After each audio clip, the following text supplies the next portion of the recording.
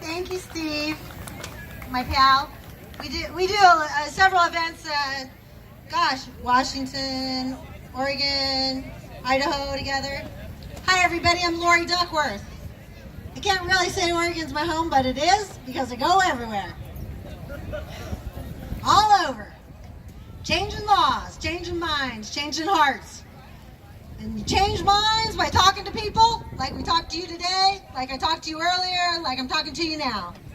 It just takes you talking to your legislators, talking to your neighbors, talking to your kids' teachers, talking to your people at church. Yeah, church. I'm a Christian mother, I'm a Christian grandmother. I talk to people at my church. Talked to the parents of my Sunday school class, told them about this plant, how it cured my cancer.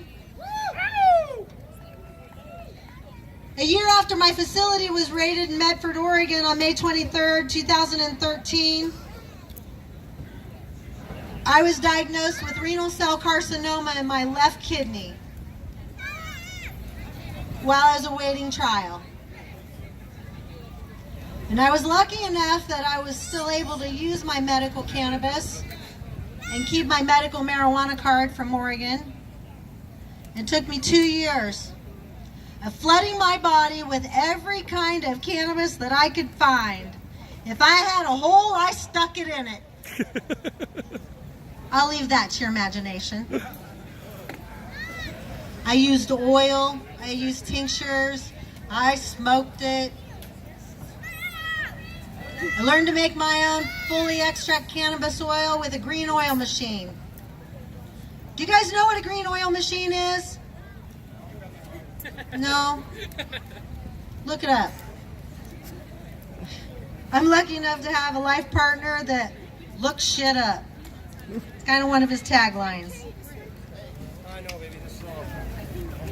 A green oil machine is a little machine that you can buy online, or if you're lucky like me, you know the person that created it. But it's a distillant machine that reclaims your solvent. And it takes all of those medicines off of the green plant matter, and it turns it into what a lot of you know as Rick Simpson oil, Phoenix Tears. Just a little bit different process. And that's the true medicine of the plant. It's the medicine that helps our veterans with PTSD.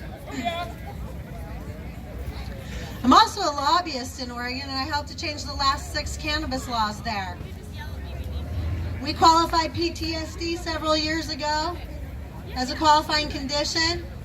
And when we did that, the number of patients that used chronic pain as their qualifying condition went down because they could tell the truth.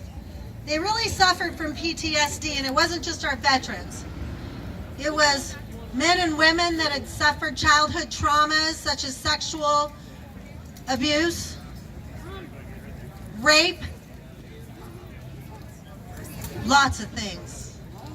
Trauma isn't just veterans' trauma. There's a lot of you in this crowd today that probably suffer from PTSD, anxiety, depression. Those are the things that here in Idaho, many people suffer from as well. Cancer, muscular dystrophy, MS, Crohn's disease, fibromyalgia. I suffer from fibromyalgia. Seizures. I'm also a seizure patient. Osteoarthritis. The list goes on and on.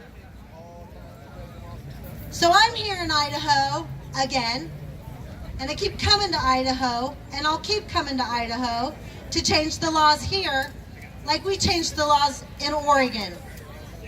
I will not stop until the laws are changed. I'll teach you how to change the laws here, as I've taught some of you already over the last few years.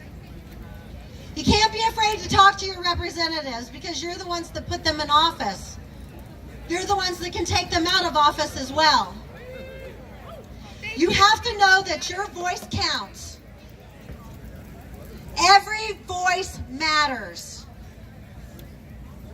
Every voice matters.